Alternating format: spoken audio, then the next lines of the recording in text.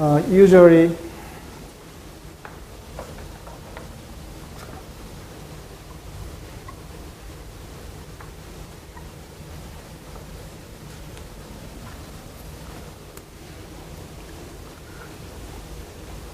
when I provide computational mesh, I think I imagine the shape of the boundary layer.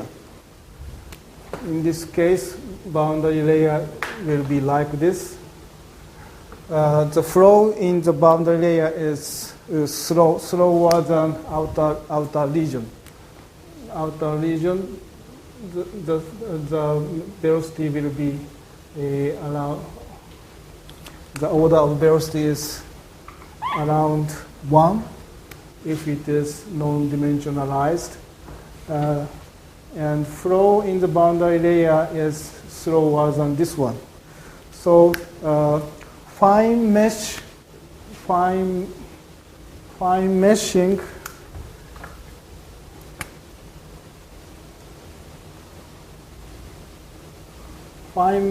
inside the boundary layer is safe. And you can use large mesh spacing in the region where it is slightly far from the boundary surface. But such a case is this does not occur always. For example, if flow direction is some angle to the body, you have to consider severe situation. For example, you have to provide fine mesh in the tail, and in this region you will expect high speed flow in fine mesh part. So it will lead to severe condition of CFL number requirement. So if you have to consider the motion of the body in flow simulation, sometimes you have to use very small time increment.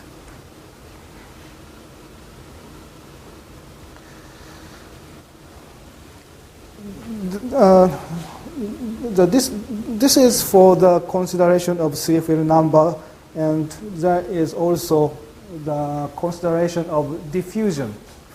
As I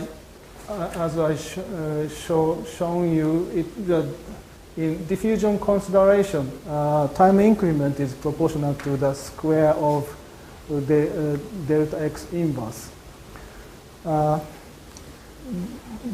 Sometimes this might be more significant than CFL requirement. In many cases of aerodynamics and ship hydrodynamics, we are using very highly stretched mesh. Highly stretched means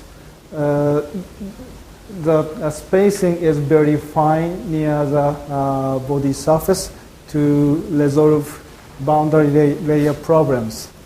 And the spacing is stretched outward for saving computational cost.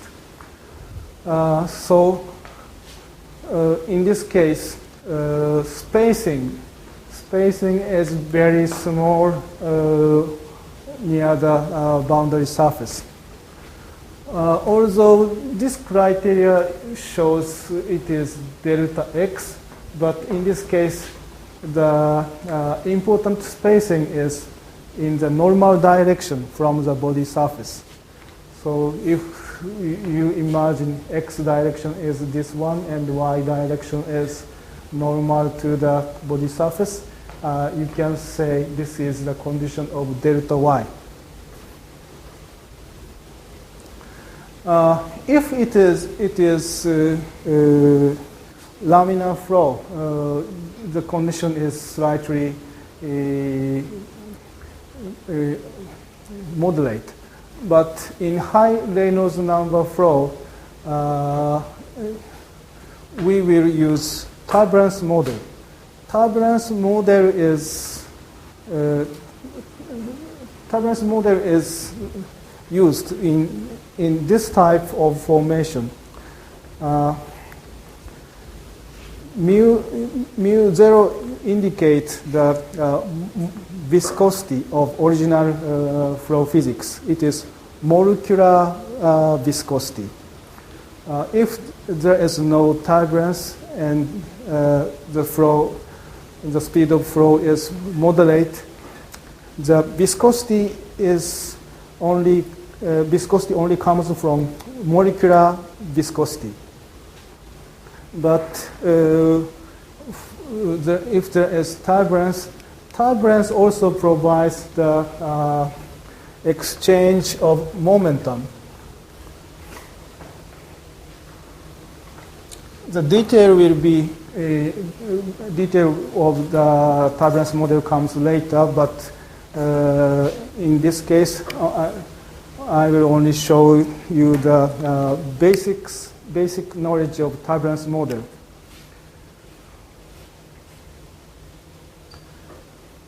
If there is wall and flow comes in this direction, it will provide the layer of velocity change.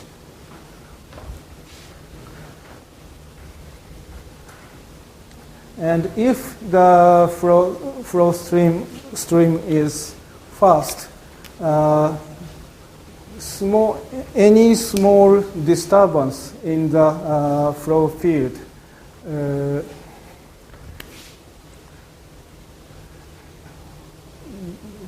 grows up, and it will generate fluctuated flow pattern.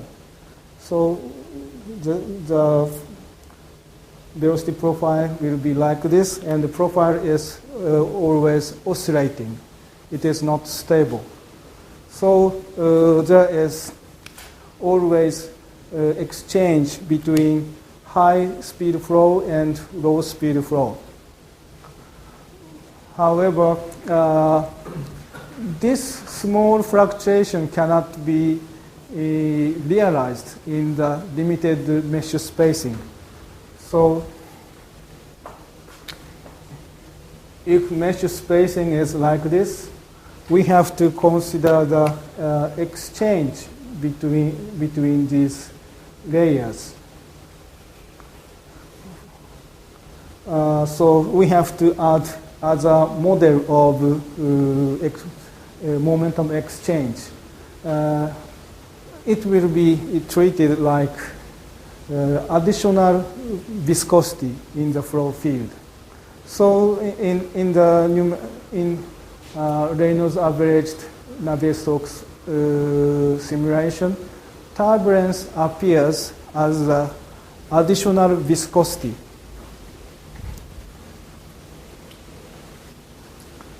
So if there is high speed flow and slow speed flow, the exchange of momentum is very rapid in comparison to original one.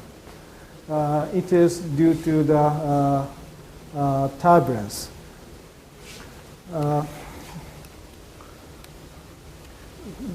This turbulence, I have to show one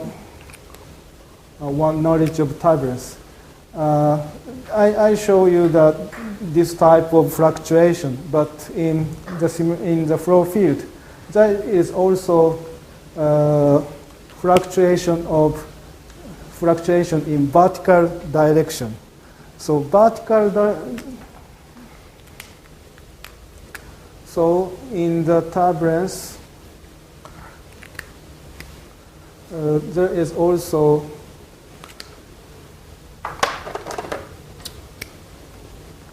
small scale up and down of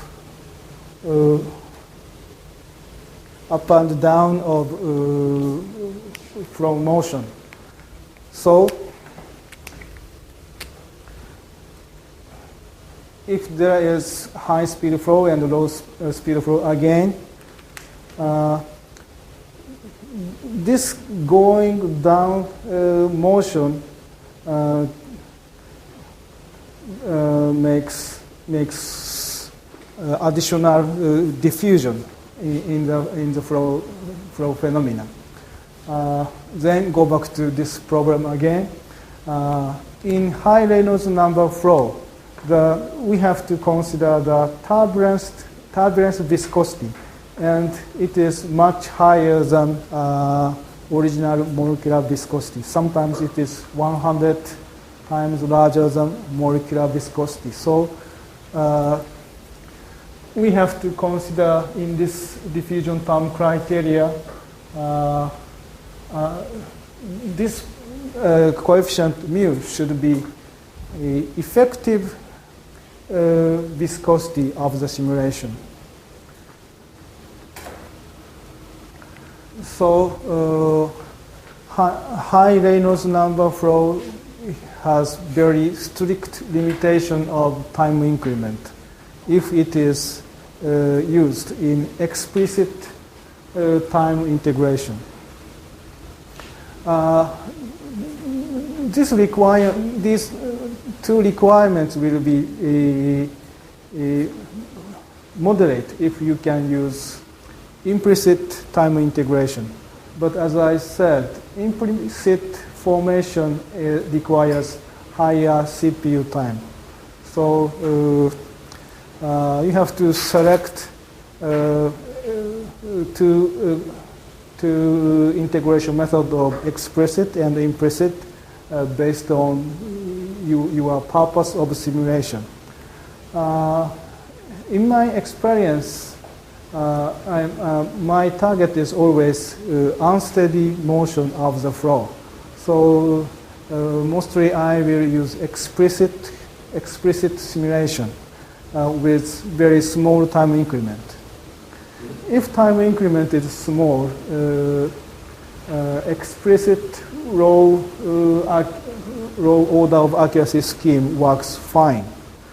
So the simulation program I will give you is explicit integration code. It is only applicable to unsteady solution.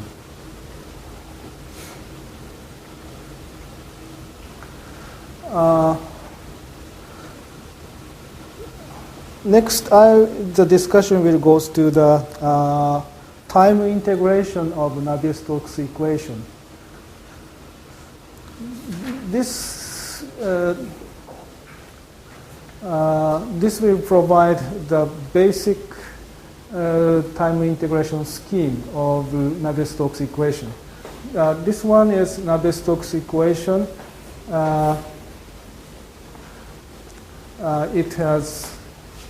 It has a convection term and pressure gradient term and viscous term.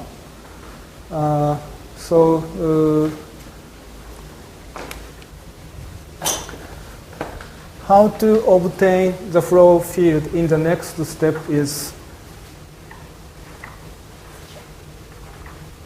based on the second equation.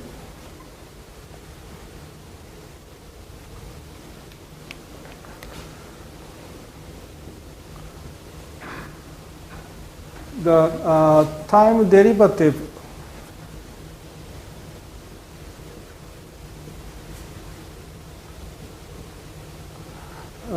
the original equation is time derivative of moment is proportional to the convection and the pressure term and the diffusion term. So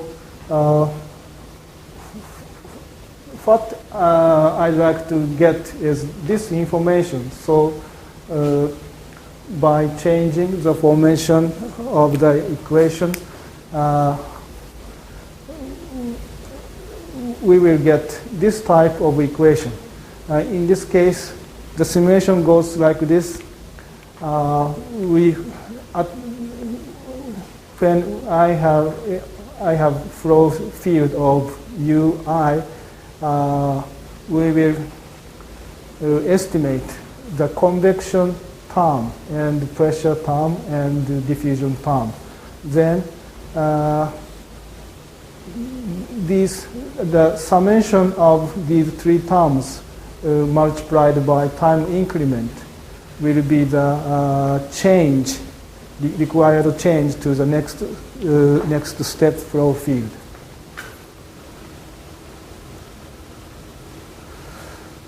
But in this equation,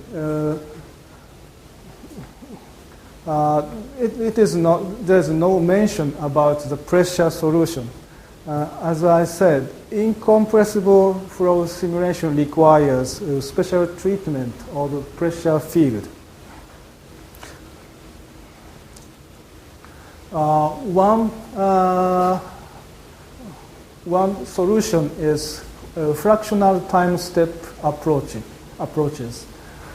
A fractional time step means although the actual time is continuous and there is no differences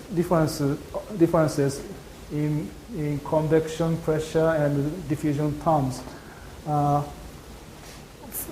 we can modify the physics of flow field like this.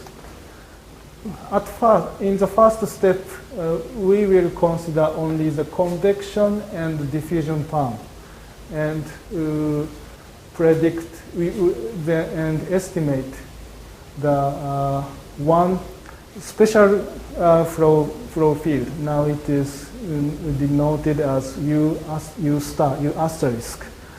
So it is not the result is not a physical flow field. Because it does not include pressure, it does not include the contribution of pressure gradient. So we name it predictor velocity field, predictor. So this is one kind of predictor corrector method. In the first step, we will make predictor, and in the next step, we will modify the solution. So then we get corrector. The corrector gives the final solution of the entire problem.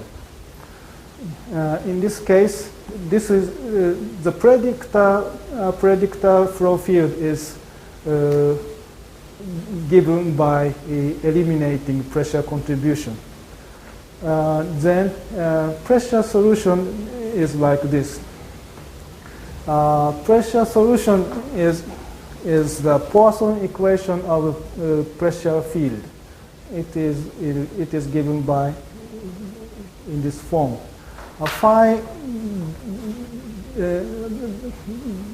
This square indicates how we can get this equation. In incompressible flow, the time derivative of rho is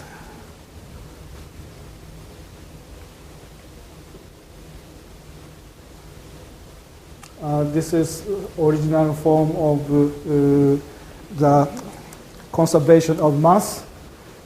Since the present problem is incompressible, these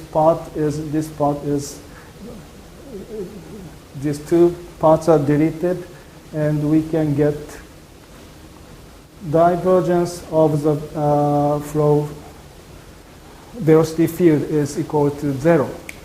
So if we can get final velocity field, it should satisfy the divergence-free condition, the conservation of mass condition.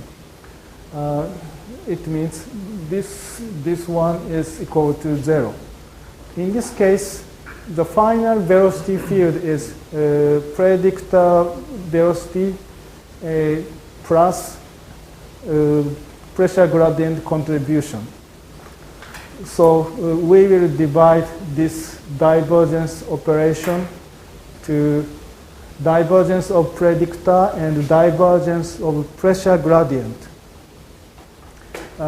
Divergence of gradient means Poisson operator of the pressure field. Anyway, this equation is equivalent to divergence-free condition. So what we have to consider is now we obtain predictor step and we have to get corrector. And corrector should be calculated based on to satisfy this condition. Corrector should be obtained. So for now we get predictor, and the corrector is calculated as so that the final flow field satisfies divergence-free condition. The rough description of this procedure is after we get predictor velocity field, we will calculate divergence of predictor velocity. In general, predictor velocity is not divergence free. There is, in some part, there is divergence, negative divergence, and sometimes in some place it has positive divergence. To compensate this non-zero divergence, we have to add pressure gradient.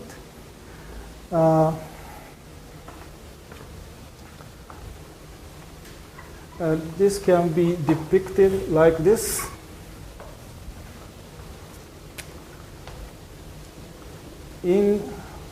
For example, in control volume, it has divergence.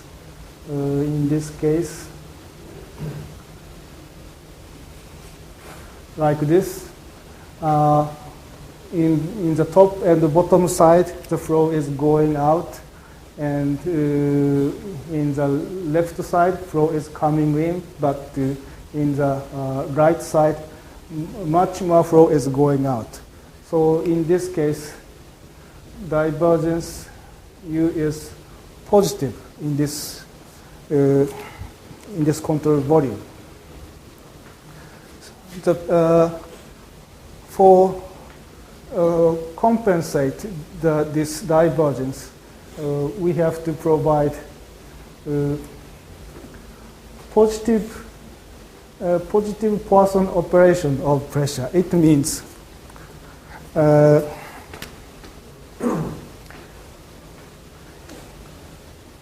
we require lower pressure in this position. If we decrease the pressure value here, relative pressure around the we have to decrease the relative value of pressure. So the pressure here goes to down. It will modify the flow field. The low pressure, decreased pressure modifies the flow field like this. So we have to decrease the pressure, all the local pressure until all the control volume satisfies this condition. This is a basic mechanism of pressure solution. So the mechanism is, actual mechanism is very simple. After we get pressure solution, it satisfies divergence-free condition or in entire computational domain. We will calculate the flow field again. It is predictor velocity plus pressure gradient terms. In this case, we can say the solution of pressure field given by this Poisson equation is the value pressure field of I plus 1 time step.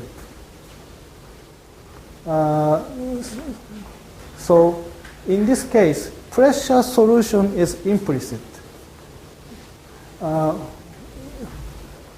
Velocity is given by explicit scheme, but in the pressure solution is in implicit because this pressure, the obtained pressure field can be considered as the pressure field of the next step.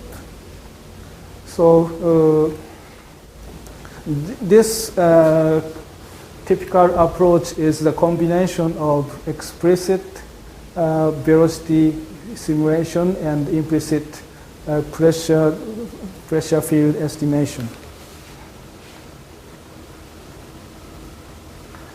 The next slide is somewhat complicated. What I'd like to say is the basics is like this, but actual simulation, actual coding, actual programming of the simulation is based on huge computation of matrix. Especially in pressure solution, this Poisson operation can be written in matrix form in many cases. So for the next step, we have to consider the algebraic equation system. So how to solve algebraic equation system. This slide indicates the situation of Navier equation system in Navier-Stokes solution. Navier-Stokes equation gives large size of algebraic equation system. The matrix size is very large. I will show you how large it is. And possible solution schemes there are some variety of possible solution schemes. First one is full matrix solution. You can convert the entire Navier-Stokes equation to equivalent systems of algebraic matrix. For this purpose, we have to use some linearization of the terms. It is because Navier-Stokes equation is not linear because of the existence of convection term. Convection term is the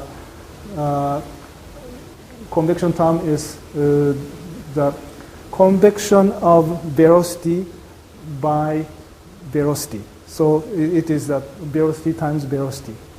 So we have to consider the linearized estimation, the simplification of some terms. And other approach is fractional time step, like the previous example. In this case, evaluate each term separately. This means we can reduce the size of matrix by by treating each term separately. In full matrix solution, the matrix contains all the information of the Navier-Stokes equation, and so the size of the matrix is large. In fractional time step case, we can get velocity, matrix of velocity and matrix of pressure separately. In most of the fractional time step cases, it leads to smaller memory usage. And matrix solution will be sometimes simplified.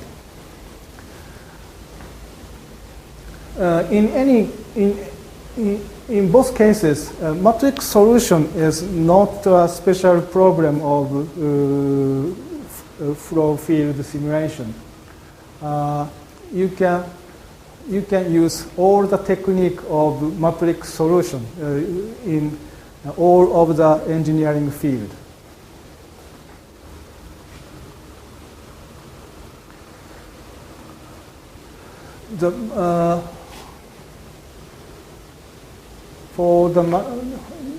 This one is the today's last slide. Matrix operation is like this. If we can provide in this figure, we have to consider the layout of three-dimensional meshes. When we calculate this value, it is phi p, we have to consider the relations of phi p and other surrounding phi defined point. And it should be equal to the right-hand side of the matrix. So this is a simplified version of the equation system. This slide is for the discussion of how large is the matrix of Navier-Stokes equation. For example, 1 million elements, 1 million control volumes. It means if we divide the simulation domain in 100 and 100 and 100 pieces, like this, the total number of control volume is 1 million. However, in this case, all the control volume has information of velocity components, u, v, and w. In this case, if this is the ith element of the simulation, they are ui, vi, and wi, and also there is pressure I. And also in some Reynolds, in some turbulence model usage, it requires kinematic energy and dissipation energy terms. It is required for turbulence simulation. So in this typical case, there are 6 physical values in a control volume. So 1 million elements requires 6 mega size vector. This simple equation indicates the right hand side is the huge matrix, and left hand side is the matrix times vector, and right hand side is the long column vector. This column vector QP is written like this. The length of the vector is 6 million. it is because there are 1 million elements, and each element has 6 physical values. So it indicates the matrix here, actual size of matrix in the left-hand side is 6 million times 6 million.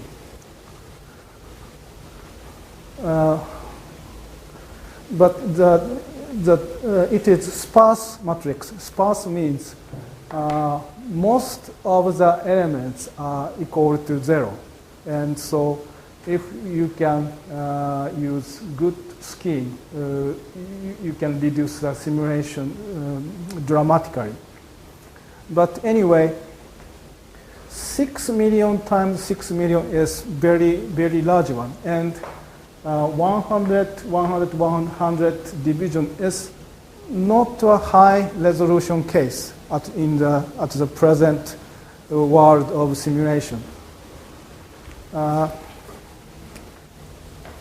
6 million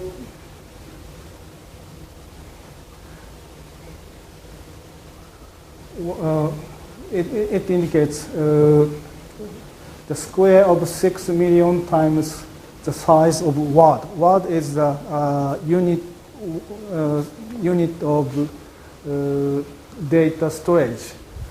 In many cases, it is 4 byte in single precision calculation, and at present, most of the simulation is in conducted in double precision. So 6 mega times 6 mega, so it is 36 times 8 byte.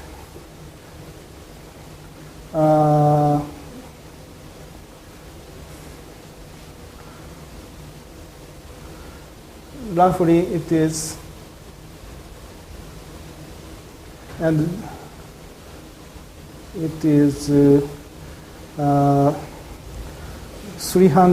about 300 terabyte memory is required if you have to store all the elements of this simple case. But naturally, it is impossible even in the present computer resources. So we have to find efficient method of simulating and estimating the matrix solution. Okay, this is the end of this class today. So.